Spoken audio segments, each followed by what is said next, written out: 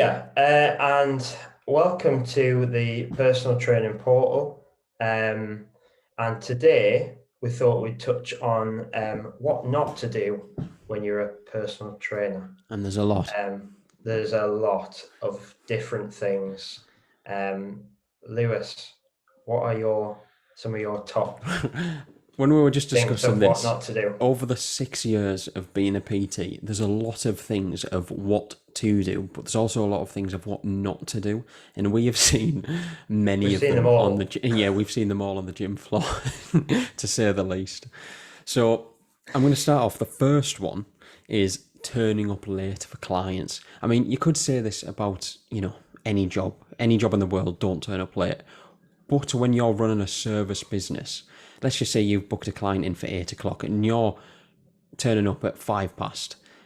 You've got to remember that when you're turning up for a client session, you need to plan out the equipment, especially if you're in a commercial gym. If you've got private gym, you've got a little bit more leeway. But if you're in a commercial gym and you turn up a few minutes late, you've got to, go into the staff room, put all your stuff away. Then let's just say you've got a circuit planned, or what, you want to be on the bench press or something. You've then got to check to see if that bench press is free from members, because you've got to remember, if you're in a commercial gym, there's going to be other people there as well. So turning up late for clients is, if you turn up 5 minutes late, that's almost 15 minutes by the time you've got everything sorted. So I think that's a massive one. I don't know if you've got anything to...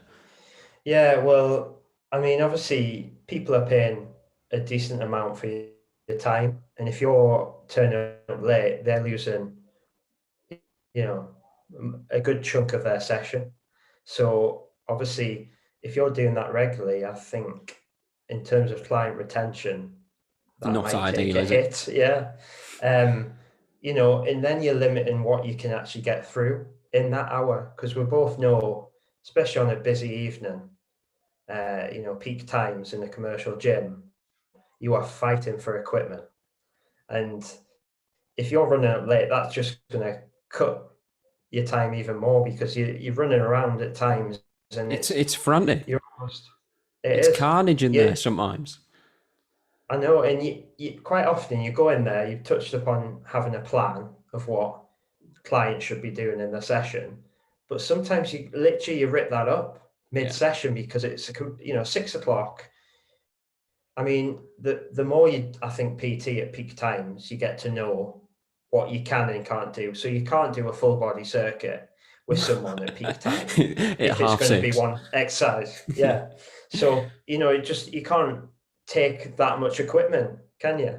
I remember a few times, like back in the gym, training people when you were booking clients in after 5 o'clock, between 5 and 8, you almost had to be wary of what clients you were booking in and what you were going to be doing with them, because the gym got that busy that, they'd turn up for the session, and this will lead on to one of the other points of planning your client sessions.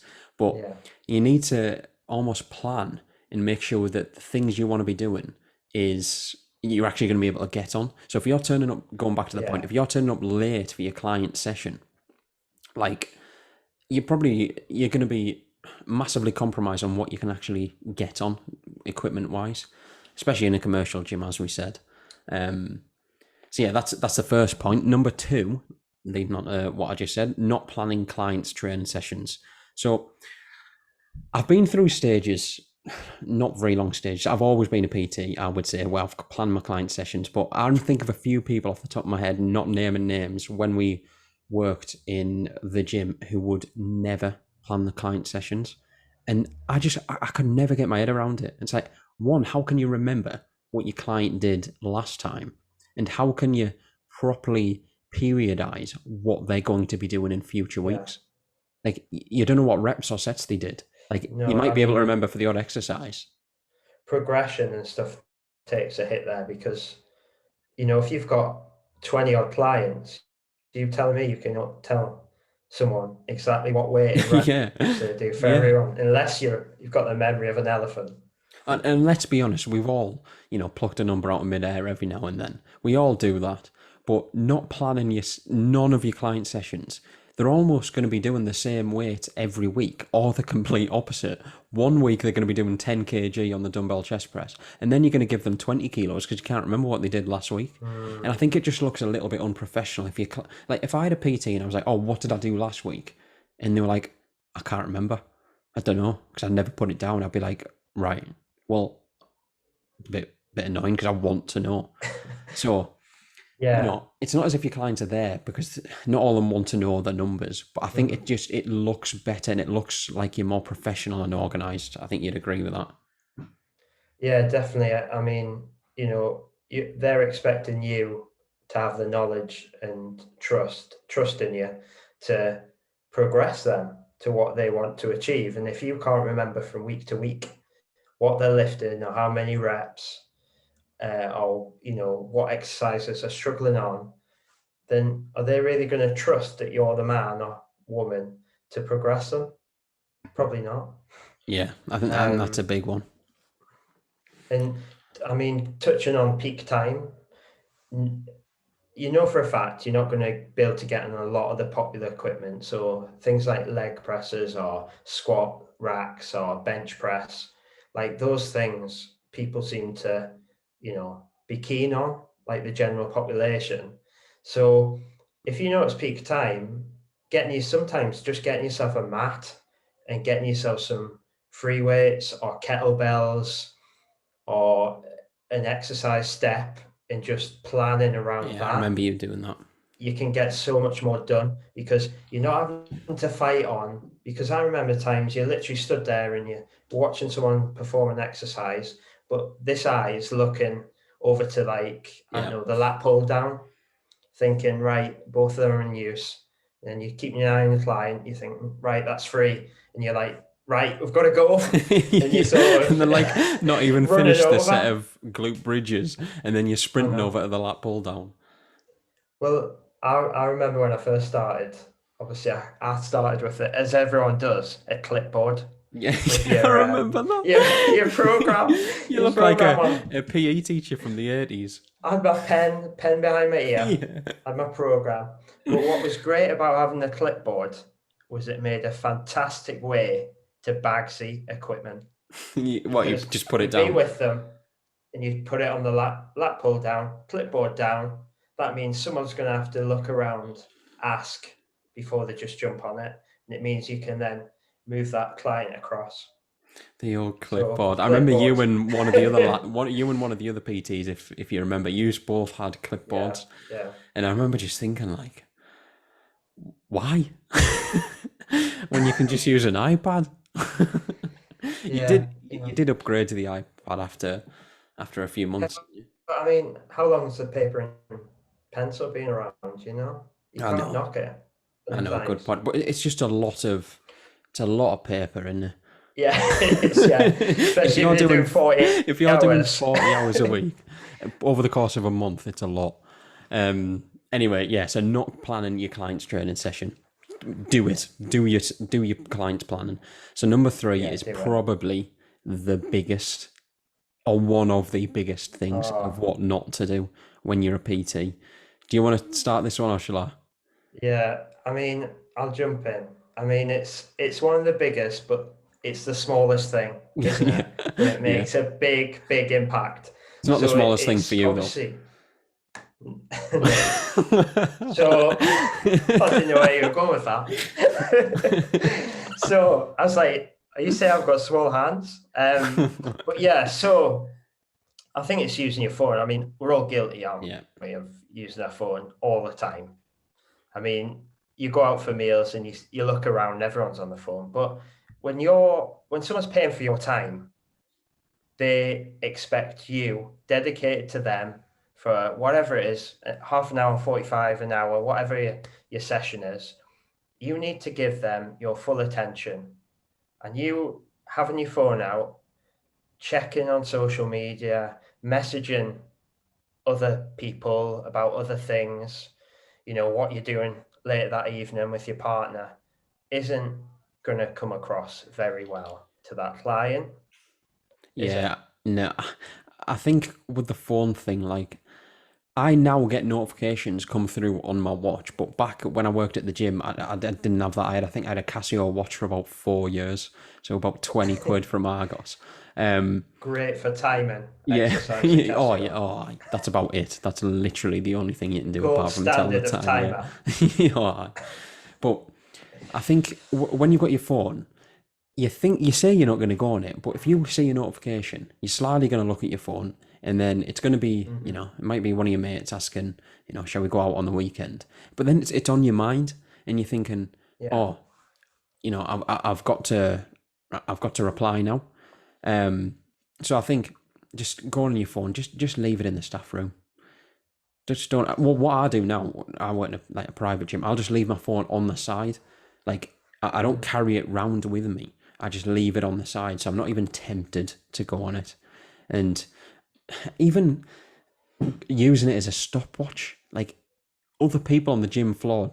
I used to do this before I got the Casio, but then I was thinking like other members are going to think I'm just sat on my phone, even though I was using a stopwatch to time my Hmm. client's plank. Hmm. But other people don't know that.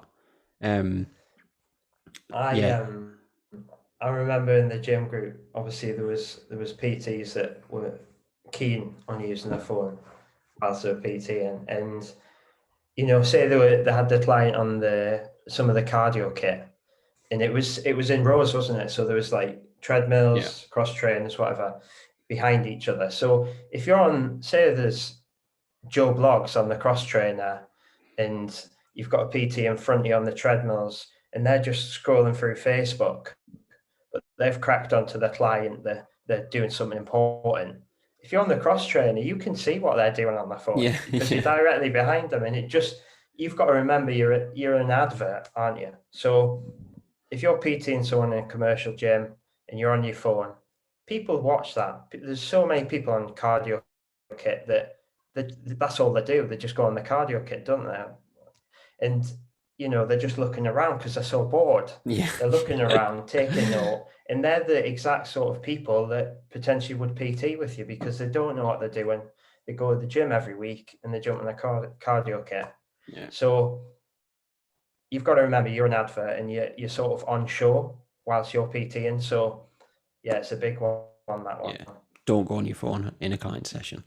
Number 4 is sort of similar. Eating during your client sessions. So it's it's harder to do on a commercial gym because normally if you have a gym manager, they're probably going to tell you off for it. But if you're in Yeah, a private yeah. gym, but it's still going to happen in a commercial gym, if you train client early doors or late at night when the managers aren't in. Like I understand. Like a protein bar is probably not that bad. I have a quick protein bar, or a quick cup of coffee for the first minute. But if you're having a full on Tupperware chicken and rice and veg meal during your client session. It just doesn't look that good. It doesn't look very professional, does it, on the gym floor? If No, they're just no. finishing the set of barbell squats, then you go, hang on, I've got to go hit my half two window of chicken and rice, and I can't not eat it because I've got 3 clients after. Mm. I think you've. So I think it's difficult, isn't it? If you've got 6 clients back to back and you haven't got a rest, it is tough. But I think you've just got to be smart with what you have. And what I normally have is like a banana or protein bar or protein shake because it's all right. A protein shake you can carry around with you. It's just a drink. But having a Tupperware or a bowl of a meal, yeah, that's stepping the line. I don't know about you. Yeah, no, definitely. I think obviously if you've got to plan around, you've got to have some space in your diary where you can actually get some food in. And obviously I know you're trying to get your clients back to back, but I just don't think that gives you the opportunity to stand there and eat your chicken and rice whilst watching someone's technique. I Yeah, just it's that thing again, isn't it, of how you come across. You are an advert, yeah, essentially. So yeah, and like you say, having something that you can have quick, like a protein shake, no one's bothered because you know clients there with their water, you're there with your water bottle. Having a protein shake, no bother, or a banana or something quick you can have in between clients. But even giving yourself a little window, whether it's 10, 15 minutes, get some food in you because that's the other thing. if you're not getting your food in, you probably your concentration will Oh drop. yeah, and you notice it. What I notice now is as soon as I have more than 4 clients back to back, if I have 4, that's like I can handle it. But as soon as I do the 5th and 6th session, if I do it back to back, those 5th and 6th sessions, if I haven't eaten, are definitely compromised in terms of my Yeah, concentration levels. By the 5th client, you're thinking, oh, I'd love that bowl yeah, of oats I made. And by the 6th one, you're just starving and you can't concentrate properly. yeah, You can't be bothered to talk to them. You're just yeah. thinking about eating. You do need a little break because, like you say, your quality of session just drops the longer you're doing it. So if you're doing, I don't know, 10 on the trot, that 10th session compared to the first one is going to be vastly What's different. And what's if the you could, more what's the most you ever did back to back? I mean, I don't know if I can say because obviously Contradicting what you've just that means said. yeah, I've dropped into this what not to do. I mean, But you live and learn, Pete. you do live and learn, and that's it. So that's all right for me to admit what I've done. So So how many was I'd it? say I'd say over 6, Yeah. I think 7, I think the 8 most maybe. I done was 8. And that was I think it was like 6 a.m. start till 2. Yeah, So like yeah. But your brain turns to like mush oh the last because 3 you just you've had so much small talk and so much watching technique and yeah, and obviously each session's quite similar. You have a bit of chat, you watching their technique, their exercises might be similar. So yeah, like obviously it's you do need a break. So yeah, have a break, exactly. guys. So don't eat during your client session, going back to that. And then the next one that goes on to, as we were just saying, not concentrating on your client. As you were just Yeah, telling me there about Pete lives in Tenerife at the minute, and what are they like over there? yeah. So I go to like it's not a commercial gym, but it's like Is it more of a bodybuilding it's a gym, is it? gym, more of a bodybuilding gym. It's the type of gym, if you drop a weight on the floor, you wouldn't notice. Yeah. So it's that sort of vibe. But it's really good to train. There's a lot of serious people go there. Um, and there's a lot of PTs, and none of them, I don't think I've seen one PT in a uniform. Not one. They're literally, some of them are in a wife beater. They're in, a stringer vest, whatever it is. They just look like they've finished their own session and they've jumped straight into a PT session. And they're high-fiving their mates come in, they're high-fiving them. Sometimes people ask them for exercises, like suggestions, and their clients just having to amuse themselves, or they'll tell the client, you just crack on, I've just got to sort this out.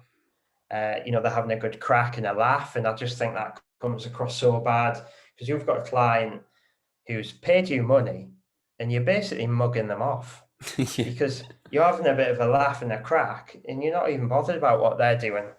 And yeah, I mean, the amount of times I see them on the phone, it's just wild. But I don't know if that's just maybe the Spanish Spanish away. way Yeah. is more relaxed with PT.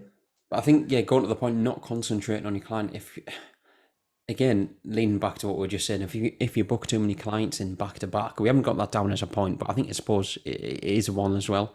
Yeah, Because you can't concentrate. You can't concentrate on what they're doing. If you're concentrating on other things, what other your mates are doing or what other PTs are doing, don't get me wrong. Like in the gym I'm at the minute, the private gym, we have a good crack with the other PTs and the other PTs' clients as they're training. We have good crack and we have a good bit of banter. Like it's not as if it's really serious, but there's a line, isn't there? If your client's just stood there doing nothing and you're almost disregarding them to talk to yeah, your friends or the other PTs, I think that's when it's crossing the line a little bit. But if they're involved with it and it's just every now and then, it's okay. yeah, definitely. I think that was the big difference, wasn't it, when we went from the commercial to the Yeah. private studio? Was all the lads there and lasses, PTs, you could have a bit of crack with. their clients would get involved with your clients, and it's that community thing. But it's not, you don't want to mug your client off and just have crack and leave them out of it. You've got to Include them. be, include them, exactly, yeah. So concentrating on them is a massive one. Yeah. And then the last point we've got down is posting your personal life on social media. And, there's, I have one. A personal profile, Instagram, this is, personal profile and a business profile. And don't get me wrong, on my business, I do post personal stuff as well, quite a bit, but it's not going out with the lads, getting mortal. I won't post that stuff. I might post the odd drink, but I won't post, an update of the whole night. And I think that's massive, because at the end of the day, if through the day you're posting about, your top 3 fat loss tips at 3 p.m, but then at 10 p.m, you're posting, your 10th pint with the lads while you're going out to the club on the way home. Your kebab and chips on the way home, and then the next morning you're putting looking for PT clients, DM me. It doesn't look that good. So I think you've always got to remember that if you've got a business profile or any profile, if you've just got one profile, remember that you're always an advertisement for your business. You don't want to be posting too much of your personal life if it includes going out, getting pissed all the time. Yeah, so just to jump onto that, obviously, I think you'll see some people and they'll go completely the other way, and it's just fat loss tips. Here's my perfect eggs, avocado. Here's me eating chicken and rice. Just boring, isn't it? Just boring. You've got to get across a bit of personality, and at the end of the day, you have to do your training, do your nutrition, but everyone's got a life. Your clients don't expect you to sit at the house and just tick all the boxes. You will have friends, you will have partners, you will go out and do things. Do you have friends? You might have a drink. You know what? I do. I do. I see them occasionally. But yeah, you've got to show that it's not just boring training and exercise. You can have a life as well as that, and it'll come across better. People will buy into it more than thinking, well, this guy, he never puts a foot wrong. He never goes out drinking. You want to be more relatable. He never eats a donut. He never eats a bit of cake. He's never hungover.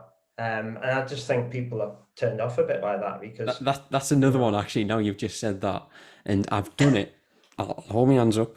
You've got me. I've done it once when I first started PT. Guilty as charged.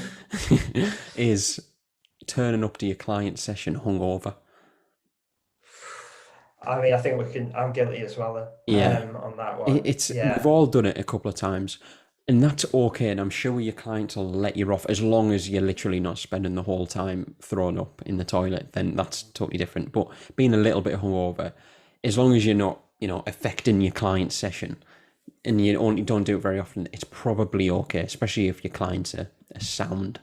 But if you're doing it every week, and I know a few PTs over the years who've done that every week, gone out on a Friday night, they've had like 5 clients on the Saturday morning, and they've just either turned up late, or not turned up at all for the first client, had to cancel them, and then they just look rough. Death. Really, yeah, they just look horrible, and you can tell they've been out, and they're trying to tell the clients what to do, and if they're doing that more than smelling of alcohol, yeah, stinking of tequila, and then if they're doing that more than once a week, it's just it just doesn't look ideal, does it? So that's sort of like an extra one on top of that personal life one on social media. Just to jump in there on that, Lewis, it is that hour is the longest hour of the week, because you're hungover. Everyone knows what it's like to be hungover. You're hungover, you're dying, you want to be in bed, probably eating junk food and just chilling, asleep. Instead, you've got to get across to your client. You're not hungover, so you've probably cleaned your teeth, mouthwashed. You've probably got about 4 orbits on the go, chewing away at them, just so you don't get that alcohol poisoning to your clients. And yeah, it's just that hour drags. You've got to make small talk. It's the Especially last if you've thing you got want like to do. 3 or So, 4 clients back to back, and that's what I've done. I've had a few clients back to back, and I've been hungover, and it's 3 hours, as you say, it feels like about 10. And and I mean, we both know there's clients that a session will flow, and you'll have good crack, and it'll be a lot of chat. And there's other clients that you've really got to work at the chat. You've got to really put yourself out there. It's more of you asking questions, yeah, it's like an just interview. to fill in those gaps. Yeah. And that's the last person you want to work with when you're hungover, because Oh it's yeah. hard work sober. Oh yeah. Um, See, I think we've covered a so I've few got few different ones there. an interesting one though for you now. What is the worst thing you've seen as a What PT? in life, or as a PT? What's the worst thing you've seen in life? Oh, I've seen some Go. horrible things. In terms of just in? Do you mean like worst things just on the gym floor? Do you Yeah, mean? like if let's go back to the topic of what not to do. You've been a PT there. I know we've both touched upon we've been guilty of certain things, but what is the worst thing or something you've seen someone do that they were guilty of that you think A PT, that this is is. just this is a PT Right. Well, that you think what I'm thinking of.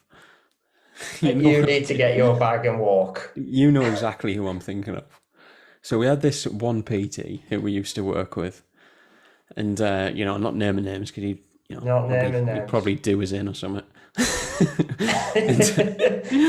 wouldn't be able to do next week's Yeah, podcast. yeah, if I don't turn up to the podcast, you know why. So we had to do 12-hour shifts, and he'd always turn up late to his shifts. And he used to, well, if he did do his shifts, he'd turn up like an hour late, or even for his clients, he'd be sat in the consultation room.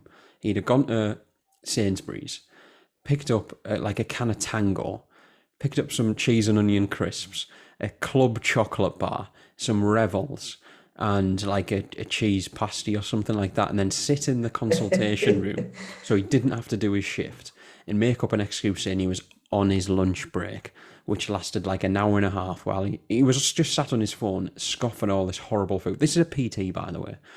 And then his client would then turn up on shift when you weren't supposed to be training clients. And then, they'd say, oh, where's, and then he said his name there, where's, let's call him Phil. He wasn't called Phil. Phil. So where's Phil? And we'll be like, oh, he's just in the consultation room. And then let's just say the client would follow me while I went to go get him. And then I'd open the door, knowing what he was like, and I'd open the door, and then he would be there, just scoffing all his food, sat on his phone. I'd be like, Phil, your client's here. And then the client's like awkwardly stood there watching him scoff, the last half of his club sandwich. And then he's just like, flustered, one, because of all the stuff he's eaten, and two, he's on shift, so he wasn't even supposed to book a client, and three, because he forgot his client was coming in. So I mean, that's probably when you one add of the them worst. all together, that's quite a series of guilties. Yeah, I mean, you know exactly what I'm talking about. Phil. Phil, yeah. So what about yours then? So the worst thing I've seen is a PT with the client mid-session. They've been just, PTing the client, doing what they need to do, and then they've spotted their partner in the gym. So that PT's now spotted Is this their back partner. in the gym in Gosforth? It is, yeah. They've spotted their partner. Partner's come over. Hiya, how are you? Right. They have a chat, we've touched on this earlier, totally ignore the client. The client sort of twiddling their thumbs, waiting. They're having a chat, 5-minute chat, and you think, right, they're getting back to the client. Before they do that, full on neck on, right in front of the client. God. And you're just thinking, has that happened? Have I seen that? Were my eyes deceiving me? So that wasn't just like a little peck, it was a full on. you know. They went, I don't even know how to describe it. They went to Town. Really? Yeah. And that was in the gym in Gosford. I'm trying to figure out who you're talking about here. Yeah, right at the front door. Oh, while training a client. It was a little bit like soft porn. Was it? I'm gonna say it now. Yeah. Oh, God. That's the thing, isn't it? When you're working in a commercial gym, there was such a high turnover of PTs. Like we were probably one of the longest at the time. We were probably one of the longest serving PTs there. You know, we were there for about That makes us sound quite 4 years. old though, doesn't it? Yeah, it does. Yeah, but like We there didn't was get such a like a badge or anything for no, no, we didn't, unfortunately. Should have. Yeah, but I think there's such a high turnover of PTs, and you know, there's a lot of new PTs, and they don't know how to handle themselves. And you know, I suppose that's what we're trying to teach people on this podcast. But I think there's a bit of common sense in there as well. Like, Yeah. but yeah. So that's probably one of the worst things. Yeah. So the best thing about Phil is he'd always have to go to the bank Oh, he loved. when he was on shift. Yeah. Oh, I've got to go to the bank. All right. Cheers, Pete. I'll just do I your was, shift. I was on shift with him a lot as well, though. Can you remember? I can remember, yeah. And he'd always be like, "Oh, I'm just going to the bank," but then he'd come back like 45 minutes later with a tango and his cheese pasty or whatever it was, and his crisps, to then sit in the consultation room. The worst is, I've walked in that consultation room when he's been in there for a consultation. Yeah, for an actual consultation. So you go in there, you're already thinking, right, I've got to try and sell to this person. And come with me, follow me, open the door, hold the door for them. There's Big Phil, and he's chomping in on all those things. And then you've got to wait for him to gather his bits, his rubbish, Hey? and then you've got to then sell. And the person's thinking, "Oh, that's a PT."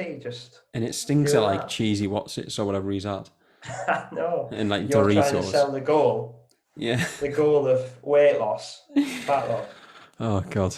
Anyway, on that note, you know what? I'll cover the topics we covered, or the points. So, what not to do when you become a PT? Number 1, turning up late for your clients. Number 2, not planning clients' training sessions. Number 3, going on your phone when you're training clients. Number 4, eating during the sessions. Number 5, not concentrating on your client during the session. And number 6, posting personal life on social media. And then obviously we had a few little segues in there as well. Any more you want to add? No, I think we've covered it. Yeah. What not to do. So yeah, that was episode 2 of the Personal Trainer Portal. Again, by the time you've heard this, we should have set up all the social medias. So have a look in have a look in the description at our Instagram and Facebook to follow more there. And if you've got any questions you want to ask or anything you want us to cover, DM us on there. Thank you. Thanks.